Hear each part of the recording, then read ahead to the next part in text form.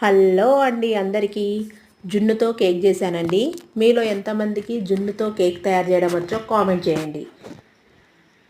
నేనైతే ఈ కేక్ని తయారు చేయడం కోసం 1/2 లీటర్ జున్ను పాలను తీసుకున్నానండి. 1/2 లీటర్ జున్ను పాలకు గాను 1/2 లీటర్ నార్మల్ గేదె పాలను తీసుకొని ఇందులో కలిపేసి ఇందులో నేను పెప్పర్ పౌడరు, బెల్లము, తర్వాత ఇలైచీ పౌడర్ వేసి మంచిగా మిక్స్ చేశానండి. ఇలా ఆవిరి జున్నులాగా చేశాను దీన్ని. చాలా బాగా వచ్చిందండి. నాకైతే ఇలా చేసుకుంటేనే చాలా ఇష్టం. చాలామంది ఏం చేస్తారంటే కలాకండ్ లాగా కూడా చేస్తారండి. అలా కన్నా మన జున్ను ఇలా చేసుకుంటేనే టేస్ట్ బాగుంటుంది. ఇలా ఇష్టపడతారు చాలామంది. మీలో ఎంతమందికి ఇలా ఆవిరి జున్ను చేసుకుంటే ఇష్టమో కామెంట్ చేయండి. తర్వాత ఒక గిన్నెలో వాటర్ పోసేసి ఆ గిన్నెలో ఈ గిన్నెను ఉంచేసి స్టవ్ వెలిగించేసి ఆవిరి వచ్చే వరకు దీన్ని ఉడికించాలండి. ఇది ఉడికిందా లేదా అనేసి మనం ఒక ఫోర్క్తోనో లేకుంటే నైఫ్తోనో టెస్ట్ చేసుకోవాలి.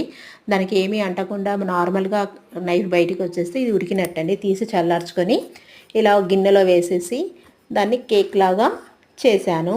చూడండి షేప్ ఎంత బాగా వచ్చిందో, కలరు బాగుంది, దీని షేపు బాగుందండి. నాకైతే చాలా హ్యాపీగా ఉంది, ఎందుకంటే ఫస్ట్ టైం ట్రై చేసా, సక్సెస్ అయ్యాను. ఈ రెసిపీ నచ్చితే లైక్ చేయండి, షేర్ చేయండి, సబ్స్క్రైబ్ చేసుకోండి.